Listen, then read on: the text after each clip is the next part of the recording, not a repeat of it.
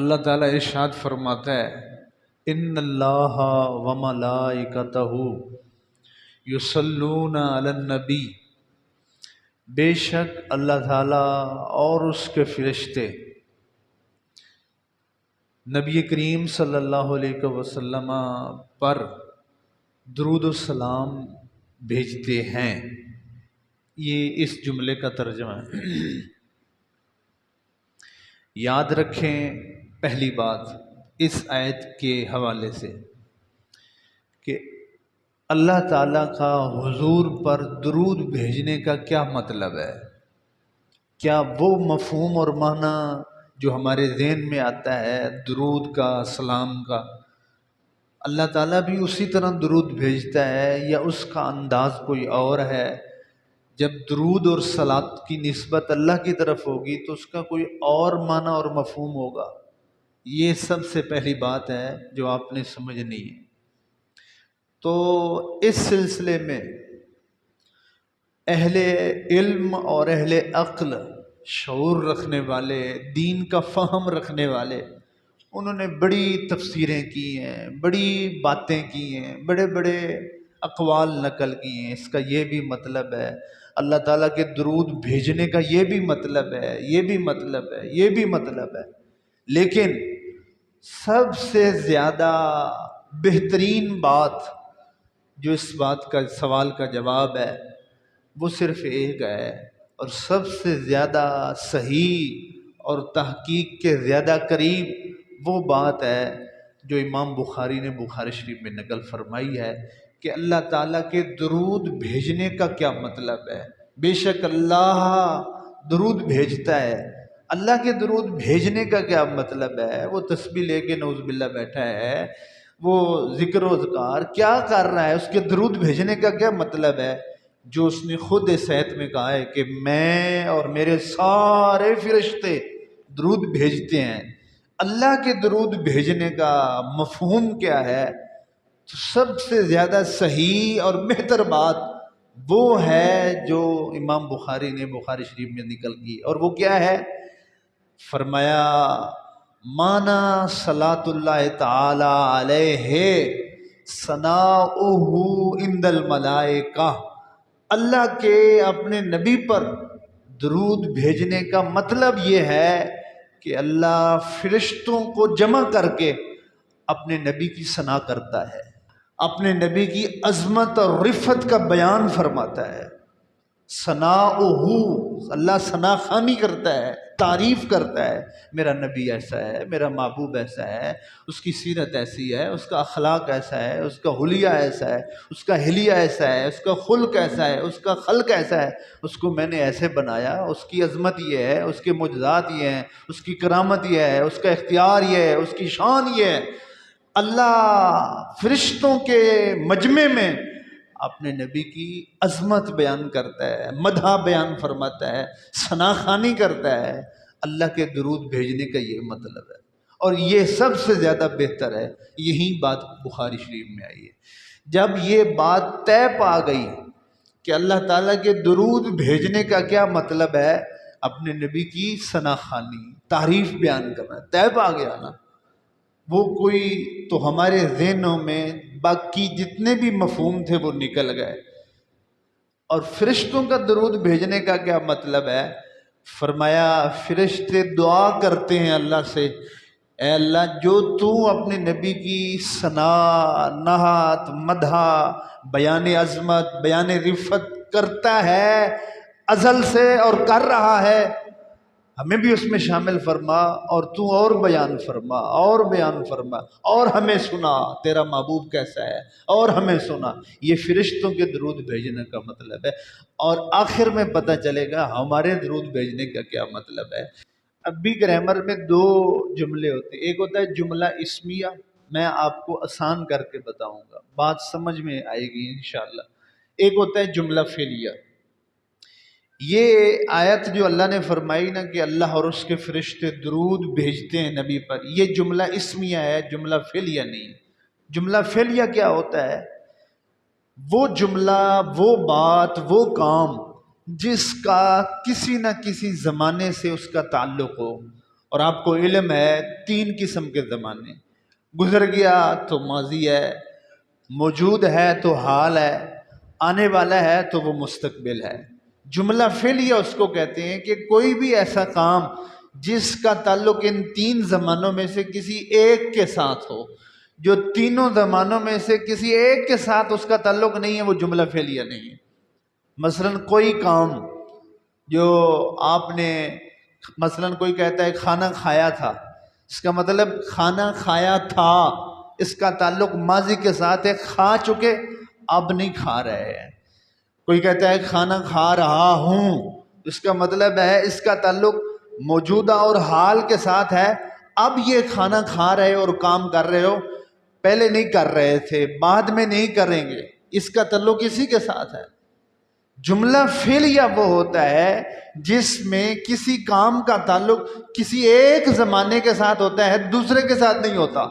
میں کر رہا تھا، ابھی نہیں کر رہا ہوں، میں کر رہا ہوں، کل نہیں کروں گا، پہلے نہیں کیا تھا۔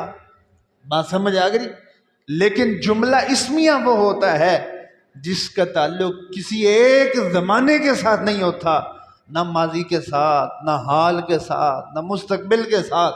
جملہ اسمیہ وہ ہوتا ہے جو زمانے، ٹائم، پیریڈ، وقت، ان حدود اور قیود سے ماورا ہوتا ہے۔ اللہ تعالیٰ نے اپنے نبی پر درود و سلام بھیجنے کی جب بات کی تو جملہ فعلیہ نہیں فرمایا، جملہ اسمیہ فرمایا، اور اشارہ دیا کس طرف کہ اللہ اور اس کے فرشتے حضور پر درود بھیجتے ہیں، یہ نہیں کہ بھیجتے تھے اب نہیں بھیج رہے، اب بھیج رہے ہیں، پہلے نہیں بھیجتے تھے، کل بھیجیں گے، پہلے نہیں بھیجتے تھے، نہیں، جملہ اسمیہ ہے۔ جب سے زمانہ بنا ہے، اللہ اس وقت سے لے کر جب زمانہ ختم ہوگا تب تک وہ حضور پر درود بھیج رہا تھا، بھیج رہا ہے اور بھیجتا رہے گا۔ بلکہ اس سے بھی اگلی بات ہے جو جملہ اسمیہ ہمیں ارشاد کرتا ہے کہ جب زمانہ بنا ہی نہیں تھا، زمانے کا وجود تو چاند سورج کے ساتھ آیا ہے نا، سورج اور چاند بنے تو پھر ٹائم بنا، دن بنے، رات بنی، اس سے پتہ چلا کہ یہ ایک زمانہ ہے، دن ہے، سال ہے، مہینے ہیں۔ اللہ اپنے نبی پر اس وقت سے درود بھیج رہا ہے جب یہ ابھی زمانہ ہی نہیں بنا تھا، جب ہی نہیں تھا، کب ہی نہیں تھا، تب سے اللہ اپنے حبیب پر درود بھیج رہا ہے۔ اب تیسری بات پہ آ جائیے۔ بے شک اللہ تعالیٰ درود بھیجتا ہے، اور اللہ کے درود بھیجنے کا مطلب حضور کی تعریف کرنا۔ کب سے بھیج رہا ہے؟ پہلے بھیجتا تھا، آج بھیج رہا ہے۔ کب سے؟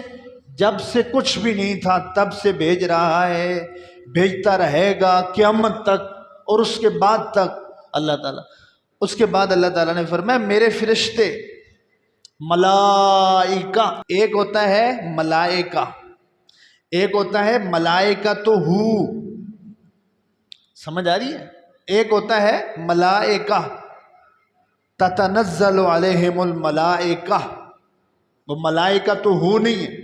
ایک ہوتا ہے ملائکہ، فرشتے، جو کام ہو رہا ہے جب کہا جائے گا نا ملائکہ، فرشتے کر رہے ہیں، کچھ کر رہے ہیں کچھ نہیں کر رہے، یہ بھی ہو سکتا ہے۔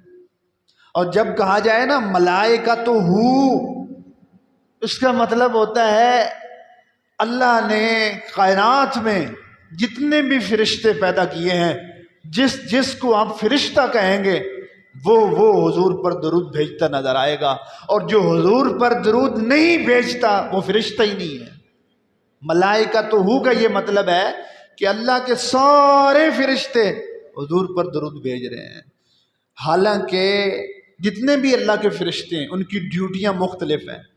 کچھ فرشتے ایسے ہیں جو قیام میں کھڑے ہیں، ساری زندگی انہوں نے قیام میں کھڑے رہنا ہے، یہ ان کی عبادت ہے۔ کچھ فرشتے ایسے ہیں جو رکوع میں ہیں، وہ قیام نہیں کر سکتے، وہ سجدے میں نہیں جا سکتے، ان کی عبادت اور ڈیوٹی ہے ہمیشہ قیام کرنا۔ کچھ فرشتے ایسے ہیں جو سجدے میں ہیں، وہ ساری زندگی سے سجدے میں ہیں اور سجدے میں رہیں گے، وہ قیام اور رکوع والی عبادت نہیں کریں گے۔ کچھ فرشتے ایسے ہیں جن کی ہواؤں پر، پانیوں پر مختلف ڈیوٹی ہیں۔ اللہ نے جتنے بھی فرشتے پیدا کیے ہیں ساروں کی ڈیوٹیاں الگ الگ، ان کے فرائض الگ الگ، ایک کا کام دوسرا نہیں کر رہا، جو یہ کر رہا ہے وہ دوسرا نہیں کرے گا، جو دوسرا کر رہا ہے وہ یہ نہیں کرے گا۔ لیکن اگر کوئی ایک کام ایسا ہو جس پر فرش عرش کے فرشتے متفق ہیں تو وہ صرف اور صرف ایک ہے، اللہ کے حبیب پر درود و سلام پڑھنا۔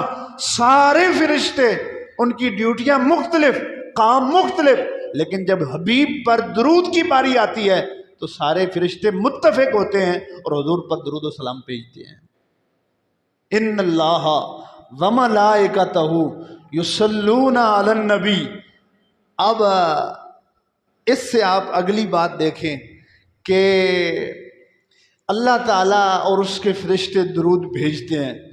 درود بھیجنا یہ اللہ تعالیٰ کا فعل ہے کہ نہیں؟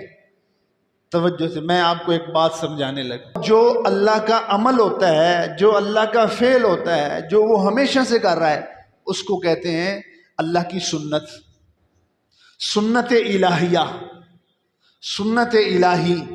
بات سمجھ شریف میں آ رہا ہے؟ لیکن یہ بتاؤ کیا اللہ نماز بھی پڑھتا ہے؟ بولو، کیا اللہ نماز بھی پڑھتا ہے؟ تو نماز پڑھنا کس کی سنت ہوئی؟ رسول کی۔ کیا اللہ روزہ رکھتا ہے؟ روزہ رکھنا کس کی سنت ہوئی؟ رسول کی۔ کیا اللہ حج کرتا ہے؟ حج کرنا کس کی سنت ہوئی؟ رسول کی۔ کیا اللہ صدقہ و خیرات کرتا ہے؟ صدقہ و خیرات کرنا کس کی سنت ہوئی؟ رسول کی۔ کیا معاذ اللہ اللہ عبادت کرتا ہے؟ وہ تو خود معبود ہے۔ عبادت کرنا کس کی سنت ہوئی؟ رسول کی۔ جتنے اعمال، نیکیاں، عبادتیں، ریاضتیں، فرائض، احکام، اعمال صالحہ، سارے کے سارے وہ رسول کی سنت۔ صرف ایک کام ایسا ہے جو حضور پر درود بھیجنے والا ہے، وہ اللہ کی سنت ہے۔ اتنی بات سمجھ شریف میں بیٹھ گئی ہے۔ اب اس سے اگلی بات جو ہے وہ ذہن میں بیٹھانا۔ جب یہ طے پا گیا کہ ساری باتیں، سارے اعمال، ساری نیکیاں وہ رسول کی سنت ہیں، صرف درود حضور پر بھیجنا یہ اللہ کی سنت ہے، جب یہ طے پا گیا تو اب مجھے یہ بتائیے کیا رسول کا درجہ اللہ کے درجے کے برابر ہے؟ بولو، کیا رسول کا مرتبہ اللہ کے مرتبے کے برابر ہے؟ نہیں ہے۔ جو اللہ رسول کو اللہ کے مرتبے کے برابر سمجھے وہ تو مسلمان ہی نہیں ہے، وہ تو کافر ہے، مشرک ہے۔ رسول کا درجہ اور مرتبہ اللہ کے درجے اور مرتبے کے برابر نہیں۔ اللہ کا مقام اور مرتبہ رسول کے مقام اور مرتبے کے برابر نہیں۔ تو جب یہ سمجھ آ گئی کہ رسول کا درجہ اللہ کے درجے کے اور اللہ کا مرتبہ رسول کے مرتبے کے برابر نہیں، سیم اسی طرح رسول کا فعل اور عمل اللہ کے فعل اور عمل کے برابر ہے۔ بولو، اللہ کے فعل اور عمل کے نہیں۔ اللہ کا فعل اور عمل رسول کے فعل اور عمل کے برابر نہیں۔ اللہ کے فعل اور عمل کے مقابلے میں رسول کا فعل اور عمل کم، اللہ کا فعل اور عمل بالا، برتر، اعلیٰ۔ بات سمجھ آ رہی کہ نہیں آ رہی؟ جس طرح اللہ کا مقام اور مرتبہ رسول کے مقام اور مرتبے کے برابر نہیں، اسی طرح اللہ کا فعل اور عمل رسول کے فعل اور عمل کے برابر ہے نہیں۔ جب یہ بات طے پا گئی کہ میرے کریم نبی کی سنت، عمل اور فعل اللہ کے فعل اور عمل کے برابر نہیں بلکہ کم ہے، اللہ کا فعل اور عمل اعلیٰ ہے، برتر ہے، اونچا ہے، بات طے پا گئی، تو پھر یہ اپنے ذہن میں عقیدہ بٹھا لو اور نظریہ بٹھا لو کہ ساری باتیں، ساری ریاستیں، سارے اعمال، ساری نیکیاں، ساری سنتیں ایک طرف، صرف حضور پر درود بھیجنا جو اللہ کی سنت ہے وہ ایک طرف، ان سب کا ثواب کم ہے، حضور پر درود بھیجنے کا ثواب سب سے بڑا ہے۔ درود ان پر جن کے تذکرے ہیں پاک بازوں میں، درود ان پر جن کے تذکرے ہیں پاک بازوں میں، درود ان پر جن کا نام لیتے ہیں نمازوں میں۔ یہی وجہ ہے کہ اگر آپ سے کوئی سوال کرے کہ درود و سلام ایک ایسی عبادت ہے جو ساری عبادتوں سے افضل ہے، دلیل یہ ہے کہ یہ وہ عبادت ہے، یہ وہ فعل ہے، یہ وہ عمل ہے جس کی نسبت اللہ تعالیٰ کی طرف ہے۔ آدم علیہ السلام کے بارے میں اللہ نے فرشتوں کو فرمایا میرے آدم کو سجدہ کرو، ہے نا قرآن پاک میں؟ آدم کو فرشتوں سے سجدہ کروایا، حالانکہ سجدے کا حقدار صرف اللہ ہے۔ ایسی بات ہے کہ نہیں؟ جو شان اللہ کے لائق تھی اس شان کے لیے فرشتوں سے آدم کو سجدہ کروایا، لیکن جب فرشتے آدم کو سجدہ کر رہے تھے اور اس سجدے کی وجہ سے آدم کی شان میں بلندی آ رہی تھی، کیا اس وصف میں اور اس فرشتوں کے سجدے کرنے میں اللہ شریک تھا؟ اللہ شامل تھا؟ اللہ بھی ساتھ کر رہا تھا؟ نہیں، یہ شان صرف اور صرف حبیب خدا کی ہے کہ اللہ تعالیٰ نے فرمایا میرے سارے فرشتے درود بھیجتے ہیں اور میں خود بھی اپنے نبی پر درود بھیجتا ہوں۔ حضور پر درود بھیجنے میں اللہ بھی فرشتوں کے ساتھ شامل ہے اور فرشتے بھی اللہ کے ساتھ شامل ہیں، اور تم بھی شامل ہو جاؤ، یا ایھا الذین آمنوا صلوا، تم بھی شامل ہو جاؤ۔ اور یہ ساری عبادتوں سے افضل ہے۔ یہ وہ راز تھا جو راز صحابہ کرام جان گئے تھے اور ان کو معلوم ہو گیا تھا کہ حضور کا اللہ کے ہاں کیا مقام ہے، کیا مرتبہ ہے۔ یہ راز صحابہ جان گئے تھے، اس لیے صحابہ حضور کے معاملے میں کبھی جھگڑے نہیں تھے، کبھی فتوے نہیں لگائے تھے، کبھی لڑائیاں نہیں ہوئی تھیں، کبھی اونچ نیچ کے پیمانے لے کے وہ نہیں آ گئے تھے حضور اتنے ہیں اتنے نہیں ہیں، حضور اتنے ہیں اتنے نہیں ہیں، بڑھاؤ نہیں چڑھاؤ نہیں، آگے نہ کرو اوپر نہ کرو۔ صحابہ یہ راز جان گئے تھے اور وہ اس نقطے پر پہنچ گئے تھے کہ ثابت ہوا جملہ فرائض فروع ہیں، اصل الاصول بندگی استاجوار کی ہے، جس پر حضور اللہ بھی درود جو ہے وہ بھیج رہا ہے۔ حضرت اسماء رضی اللہ تعالی عنہا آپ ارشاد فرماتی ہیں، محدثین نے اس حدیث پاک کو جو ہے وہ صحیح قرار دیا ہے، اور آپ فرماتی ہیں حضرت رسول اللہ صلی اللہ علیہ وسلم نے حضرت علی سے فرمایا حضور نے عصر کی نماز پڑھ لی تھی، حضرت علی نے ابھی عصر کی نماز نہیں پڑھی تھی، اور پتہ حضور کو بھی تھا کہ علی نے ابھی عصر کی نماز نہیں پڑھی تھی، اور علی کو تو معلوم ہی تھا کہ میں نے عصر کی نماز نہیں پڑھی، لیکن سید الانبیاء صلی اللہ علیہ وسلم نے اپنا سر اقدس علی کی گود میں رکھ کر آپ محو راحت ہوئے اور نیند کے آغوش میں آئے۔ حضرت علی نے بھی نہیں یہ کہا یا رسول اللہ میری ابھی نماز رہتی ہے، آپ 5 منٹ ٹھہر جائیے، میں پہلے نماز پڑھ لوں، پھر میں جو ہے وہ آپ کے لیے تکیہ گاہ بنتا ہوں اور آپ کے نیند کے لیے سہارا بنتا ہوں۔ پتہ حضور کو بھی تھا اور علی کو تو معلوم ہی تھا، لیکن آپ نے نہیں کہا کہ جی میں نماز پڑھ لوں، اور وہ اس راز کو جانتے تھے جس راز کو اللہ نے قرآن میں سمجھایا ہے۔ حضرت علی نے گود بچھا دی، سید الانبیاء صلی اللہ علیہ وسلم نے جو زلف عنبری ہیں ان کو پھیلا دیا، اور آپ محو راحت ہو گئے، نیند کے آغوش میں چلے گئے۔ بخاری شریف میں آتا ہے رسول اللہ صلی اللہ علیہ وسلم نے فرمایا جب تم یہ دیکھتے ہو کہ میری آنکھیں بند ہیں اور میں سو رہا ہوں، میرا دل جاگتا ہے، آنکھیں بے شک بند نظر آتی ہیں، آنکھیں سوتی ہیں، دل میرا جاگتا ہے۔ دل جاگ رہا تھا اور وہ دیکھ رہے تھے کہ سورج غروب ہو رہا ہے، عصر کا وقت قضا ہو رہا ہے، علی کی نماز جا رہی ہے۔ چلو وہ نہیں جانتے تھے ایک لمحہ کے لیے معاذ اللہ، حضرت علی تو جانتے تھے کہ میری نماز قضا ہو رہی ہے، عصر کا وقت نکل آ رہا ہے، سورج ڈوب رہا ہے۔ آج کا کوئی عقل کا پیروکار ہوتا، عشق سے خالی عقل کا پیروکار اور خشک ملا اور مفتی ہوتا تو اس نے تو یہی کہنا تھا یا رسول اللہ نماز کا ٹائم ہو گیا، اور نہیں تو کم از کم کوئی کھنگورا مار دے تاکہ حضور کو پتہ چل جائے کہ نماز کا ٹائم ہے۔ نہیں، وہ جانتے تھے اس راز کو جس راز کو اللہ نے قرآن میں بیان فرمایا حبیب کا۔ حضرت علی نے نہیں جگایا، سوئے رہے، عصر کی نماز کا وقت نکل گیا، سورج غروب ہو گیا، اور سید الانبیاء صلی اللہ علیہ وسلم جب سورج غروب ہونے کے بعد اٹھے تو آپ نے علی سے فرمایا اس سے پہلے کہ علی بتاتے میری نماز رہ گئی ہے، تو حضور نے فرمایا علی نماز پڑھ لی ہے، علی نماز پڑھ لی ہے؟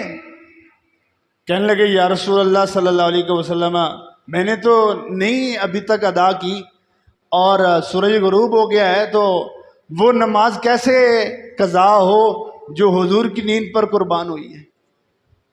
تو جب آپ صلی اللہ علیہ وسلم نے یہ سنا تو آپ نے کیا فرمایا؟ کیونکہ علی ان صحابہ میں سے تھے جو صحابہ جانتے تھے کہ جملہ فرائض فروع ہیں، اصل الاصول بندگی استاج ور کی ہے، تو میرے کریم نبی نے ہاتھ اٹھائے اور دعا فرمائی۔ دعا کے لفظوں پر غور کیجئے، اللہم انا علی کانا فی طاعتک و طاعت رسولک، اے اللہ علی تیری فرما برداری میں تھا اور تیرے نبی کی فرما برداری میں تھا، لہذا اب یہ قضا نہیں ادا پڑھنا چاہتا ہے۔ تو صحابہ فرماتے ہیں آنکھوں سے دیکھا ڈوبا ہوا سورج جس طرح واپس پلٹا اور اس کی دھوپ کی کرنیں پہاڑیوں پہ پڑنے لگی، صحرا میں دھوپ آ گئی، اور علی نے قضا ہوئی نماز کو وقت پر ادا کر کے پڑھا اور بتایا مولا علی نے واری تیری نیند پہ نماز، وہ بھی عصر کی جو سب سے اعلیٰ خطر کی ہے۔ ثابت ہوا کہ جملہ فرائض فروع ہیں، اصل الاصول بندگی استاج ور کی ہے۔ جو میرے کریم نبی نے دعا کی تھی اس وقت، ذرا ان دعا کے لفظوں پہ غور کیجئے۔ حضور نے فرمایا اے اللہ انا علی کانا فی طاعتک، اے اللہ علی تیری اطاعت میں تھا۔ یہ بتاؤ نماز چھوڑ کر اللہ کی اطاعت ہوتی ہے یا نماز پڑھ کے اللہ کی اطاعت ہوتی ہے؟ بتاؤ، نماز قضا کر دینا یہ اللہ کی اطاعت ہے یا نماز کو ادا کرنا اور پڑھنا اللہ کی اطاعت ہے؟ تو علی کی نماز تو قضا ہو گئی، رہ گئی، چھوڑ دی۔ حضور فرما رہے ہیں اے اللہ علی تیری اطاعت اور فرما برداری میں تھا، تیری رسول کی فرما برداری میں تھا۔ معلوم ہوا جو راز صحابہ جانتے تھے وہ حضور نے اپنی زبان سے بیان فرمایا، کسی اور سبب سے نماز رہ جائے وہ قضا ہوتی ہے، اور جو نماز حضور پر قربانی کے لیے اور قربان ہو وہ نماز قضا نہیں ہوتی بلکہ وہ کمال کو پہنچتی ہے اور وہیں ادا ہوتی ہے۔ ثابت ہوا کہ جملہ فرائض فروع ہیں، اصل الاصول بندگی استاج ور کی ہے۔ یہ وہ راز صحابہ جانتے تھے، اس لیے حضور کے معاملے میں وہ جھگڑتے نہیں تھے۔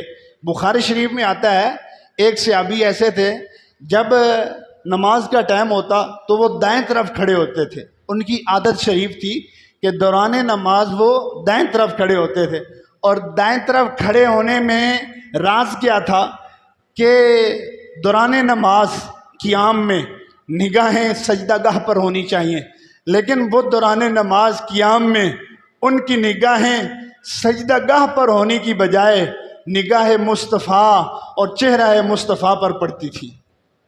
صحابہ کو بھی پتا تھا کہ یہ ایسا کرتا ہے، حضور کو بھی معلوم تھا یہ ایسا کرتا ہے، لیکن نہ حضور نے اس کو ٹوکا نہ صحابہ نے اس کو روکا، کیونکہ وہ جانتے تھے اس راز کو کہ اصل الاصول بندگی استاج ور کی ہے۔ ذرا اس کا منظر بخاری شریف میں ایک اور مقام پر آپ ملاحظہ فرمائیں، مزید سمجھ آئے گی۔ میرے کریم نبی کی زندگی کے جو آخری ایام شریف تھے وہ علالت کے ایام تھے اور بیماری شریف کے ایام تھے۔ بعض دفعہ حضور جماعت کے لیے تشریف نہیں لاتے تھے، صدیق اکبر رضی اللہ تعالیٰ عنہ جماعت فرمایا کرتے تھے۔ آپ کی زندگی کے جو آخری 3 دن تھے، آخری 3 دن جمعہ، ہفتہ اتوار پیر شریف کو آپ کا جو ہے وہ وصال مبارک ہوا۔ یہ جو آخری 3 دن تھے، ہفتہ اتوار پیر، یہ 3 دن حضور مسجد میں نہیں آئے، 5 نمازوں پہ نہ مسجد میں آئے ہیں نہ گھر سے باہر نکلے، حجرے شریف میں رہے۔ اب مجھے یہ بتاؤ، جو صحابہ 5 وقت ہر نماز میں اور نماز کے علاوہ، نماز سے پہلے نماز کے بعد، گلی بازاروں میں مسجد میں ہر وقت رخ مصطفیٰ کو اپنے سامنے رکھتے تھے، 3 دن ہو گئے حضور کا رخ نظر نہیں آیا، حضور کی زیارت نہیں ہوئی۔ وہ کتنے بے تاب تھے، کتنے بے چین تھے، کتنے مضطرب تھے، اور ہر وقت اس تاڑ میں رہتے تھے کب حضور کی زیارت ہو، کب ان کا رخ نظر آئے۔ نماز پڑھتے ہوئے مسجد نبوی میں ان کے ذہن میں یہ خیال رہتا تھا کب حضور باہر آئیں، کب حضور باہر آئیں۔ وہ لمحہ آ گیا، پیر کا دن تھا، صدیق اکبر نماز پڑھا رہے تھے، بخاری شریف، صدیق اکبر نماز پڑھا رہے تھے، صحابہ پیچھے نماز پڑھ رہے تھے۔ دوران نماز قیام میں صحابہ موجود تھے، صدیق اکبر قرات فرما رہے تھے، اور حضور سید دو عالم صلی اللہ علیہ وسلم اپنے حجرہ شریف کے دروازے سے باہر نکلنے کی غرض سے آپ نے اپنے دروازے کا پردہ ایسے کیا اور دروازے میں ہی کھڑے رہے کہ میں اپنے صحابہ کو دیکھوں میری عدم موجودگی میں وہ اللہ کی کیسے عبادت کر رہے ہیں۔ تو آپ نے اپنے دروازے کا پردہ ہٹایا اور اس دروازے میں کھڑے ہو کے صحابہ کو دیکھ رہے ہیں۔ حضرت انس بن مالک رضی اللہ تعالیٰ عنہ وہ بھی اس نماز میں شریک تھے، وہ اس حدیث پاک کے راوی ہیں۔ آپ فرماتے ہیں جب حضور نے پردہ ہٹایا ہمیں دیکھا، ہم نے دیکھا، جب حضور نے دیکھا کانا ینظر الینا، حضور ہماری طرف دیکھ رہے ہیں، فتبسم، حضور مسکرائے، اور جب حضور مسکرائے کأن وجہہ ورقۃ مصحف، جب حضور مسکرائے تو آپ کا چہرہ مبارک ایسے لگ رہا تھا جیسے قرآن کھل گیا ہے، ایسے لگ رہا تھا جیسے قرآن کھل گیا ہے۔ میں آپ سمجھدار لوگوں سے ایک بات پوچھتا ہوں، جن لوگوں نے حج عمرہ کیا ہے وہ اس بات کو زیادہ بخوبی جانتے ہیں، جنہوں نے نہیں کیا اللہ ان کو بھی کرائے، جنہوں نے کیا اللہ ان کو بار بار حاضری کی توفیق دے۔ جب آپ ریاض الجنہ اور مسجد نبوی میں پہنچتے ہیں تو نماز پڑھنے کے لیے آپ کھڑے ہوتے ہیں اور ہاتھ باندھ لیتے ہیں، آپ کا چہرہ قبلہ کی طرف ہوتا ہے۔ جب آپ قبلہ کی طرف چہرہ کر کے کھڑے ہوتے ہیں تو حضور کا گھر شریف در اقدس اور حجرہ مبارک آپ کی لیفٹ سائڈ پہ پڑتا ہے، آپ کی بائیں سائڈ پہ، سامنے نہیں ہے، بائیں سائڈ پہ، چہرہ قبلہ کی طرف، حضور کا حجرہ بائیں طرف، آپ کا گھر مبارک بائیں طرف۔ سوال یہ ہے کہ جب صحابہ با جماعت قبلہ کی طرف منہ کر کے نماز پڑھ رہے تھے تو انہوں نے کیسے پتہ چلا اور ان کو کیسے معلوم ہوا کہ بائیں طرف سے حضور دروازے سے پردہ ہٹایا ہے، مسکرائے ہیں، اور آپ کا مسکراتا ہوا چہرہ ایسے لگ رہا ہے جیسے قرآن کھل گیا ہے؟ یہ کیسے پتہ چلا تھا؟ یہ اس لیے کہ حدیث میں آگے وضاحت آتی ہے، صحابہ فرماتے ہیں جب 3 دن ہم بے تاب تھے، حضور کو دیکھا نہیں تھا، جب حضور نے پردہ ہٹایا تو پردے ہٹانے سے جو آپ کی مہک اور خوشبو تھی وہ مسجد میں پڑی، رخ انور کا پرتو اور عکس مسجد میں پڑا، ہمارے دلوں نے گواہی دی کہ حضور آ گئے ہیں۔ ہم نے بے ساختہ اپنے چہرے قبلہ سے پھیر کے قبلہ کی طرف کر لیے تھے۔ ادائے دید تھی سراپے نیاز تیری، علامہ اقبال نے اسی حدیث کا ترجمہ کیا ہے، ادائے دید تھی سراپے نیاز تیری، کسی کو دیکھتے رہنا نماز تھی تیری۔ ادائے دید تھی سراپے نیاز تیری، کسی کو دیکھتے رہنا نماز تھی تیری، اذاں عزل سے تیرے عشق کا ترانہ بنی، نماز تیرے ایک نظارے کا بہانہ بنی۔ صحابہ فرماتے ہیں فَهَمْنَا أَن نَتْرُكَ الصَّلَاةَ، قریب تھا چہرے تو پھیر دیے تھے، ہم نمازیں بھی توڑ دیتے، ہم حضور کی طرف جو ہے وہ چل پڑتے، لیکن حضور نے حکم فرمایا ان اتم الصلاۃ، اپنی نمازوں کو جاری رکھو۔ تو یہ ثابت ہوا کہ جملہ فرائض فروع ہیں، اصل الاصول بندگی استاجور کی ہے، جو صحابہ یہ راز جانتے تھے۔ سب سے زیادہ کام اگر آپ اس نسبت سے کوئی کرنا چاہتے ہیں تو وہ درود و سلام کا کیجئے، وہ کام جو اللہ تعالیٰ بھی فرماتا ہے اس اپنے انداز میں آپ بھی کیجئے۔ درود و سلام سے طبیعت میں نفاست پیدا ہوتی ہے، اپنے بچوں کو، فیملی کو درود و سلام کی کثرت پر لگاؤ اور ان کا عادی بناؤ، بچوں کی زبان میں، لہجے میں نرمی آئے گی، اور ان کی لہجے میں جو سختی ہے وہ ختم ہوگی. یہ درود و سلام کی برکت ہے. عصمت کے جوہر کی حفاظت ہوتی ہے جو بندہ درود و سلام کی کثرت کرتا ہے. طبیعتوں میں نفاست پیدا ہوتی ہے، بول میں مٹھاس پیدا ہوتی ہے. کہ حضور نے بھی فرمایا کہ اکثر الصلاۃ علیہ، لوگوں میرے اوپر کثرت سے درود و سلام پڑھا کرو. فإن صلاتکم معروضۃ علیہ، آپ میں سے ہر ایک کا پڑھا گیا درود میرے تک ضرور پہنچتا ہے. ایک صحابی کھڑے ہوئے، یا رسول اللہ جب آپ دنیا سے چلے جائیں گے تو پھر ہمارے درود و سلام کا کیا بنے گا؟ تو میرے کریم نبی نے فرمایا ان اللہ حرم علی الارض ان تاکل اجساد الانبیاء، اللہ نے زمین پر حرام کر دیا ہے وہ کسی بھی نبی کے جسم کو کھا نہیں سکتی ہے. حضور نے فرمایا میرا اور آپ کا کسی کا عمل جنت کی قیمت نہیں بن سکتا. کوئی شخص ہے آپ میں سے جو کھڑا ہو کے دعویٰ کرے میرا یہ عمل جنت کی قیمت ہے؟ نہیں ہے.